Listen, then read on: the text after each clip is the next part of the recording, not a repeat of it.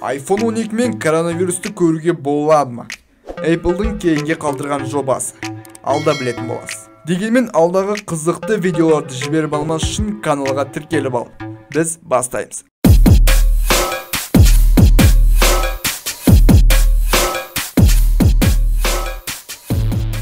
Үшінші дүниежүзілік соғыс, теңгенің құлдырауы және коронавирус. 2020 жыл өзіңіз көргендей бәрімізге оңай басталмады. Бірақ Құдайға шүкір, әлемде үлкен корпорациялардың құлдырағандарымен қатар көтерілгендер де бар. Кім деп ойлайсыз? Ол әрине Apple. Олар бұл кризистен компанияның құнын жоғалтса да, оларға бірақ бәрібір сияқты. Өткен түнде кенеттен бүкіл әлем үшін Cupertino корпорациясының смартфондары өзінің жаңа желісін жариялады. Дегенмен тарихтағы алғашқы жаңа iPhone 12 тек бюджеттік бағада бағытталған. Дегенмен барлығын кезегімен айтайық. Бірінші көзге Apple'дың жұмыстары нашар көрінеді. Коронавирус кезінде электроникалардың гиганты, яғни Alibaba десек болады, өз акцияларының 50%-ін жоғалтты. Бір акцияға $337-ден $200 дейін. Бірақ Cupertino'да коронавирустың ең белсенді қорғанысын таңдады. Анонс iPhone 12 тек күзде ғана күтілген еді.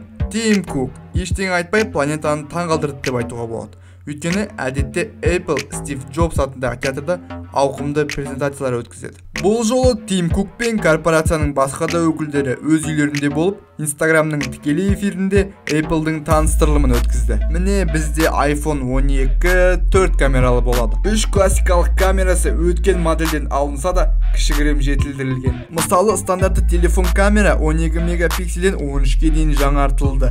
Сонымен қоса 8К видео түсіру қолдауына ие болды. Макро және панорамаға арналған камера өзгеріссіз қалыпты. Енді максималды жақындаған кезде жаңа iPhone'ды қалта микроскоп ретінде пайдалануға болады.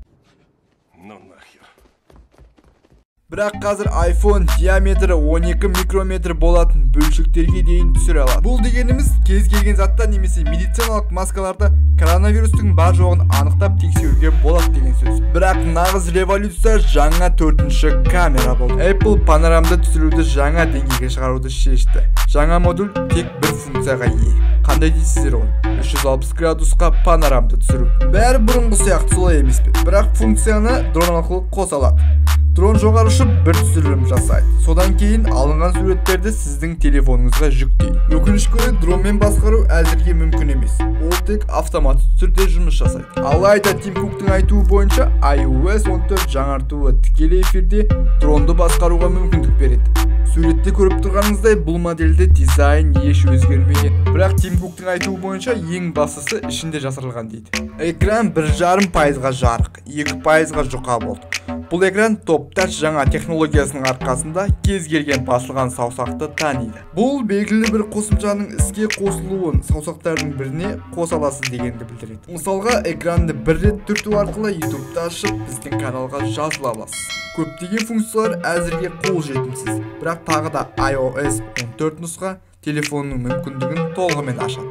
Судан қорғауда жаңа деңгейге көтерілді. iPhone 11 Pro Max-ті 8 метр тереңдікке батыруға келсе, iPhone 12 таза судың арқасында 100 метрге дейін суға түсуге қабілетті. Онымен қоса камераның функциялары сақталады. Презентация кезінде Тим Кук өзінің жақын досы Джеймс Кэмеронның жаңа iPhone-да су асты фильмдерін түсіріп жатқанын хабарлады. Кэмерон бұған дейін Мариан ойпатына батып кеткен еді. Ал қазір ол Кариб теңізі туралы деректі фильм түсіріп жатыр. Ол әрине iPhone 12 мен. Өкінішке орай ылғалдан барынша қорғану үшін телефонның камерадан басқа барлық функциялары өшеді. Бірақ соған тұрарлық рас емес пе? Флагманның сыртқы бөлігі де жоғары деңгейде. Тарихта алғаш рет графикалық карта ретінде чип қолданылды.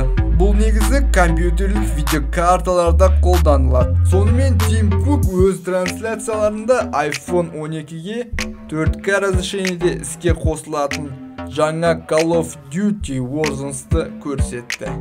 Өкінішке орай мұндай режимде телефон шамалы қызады.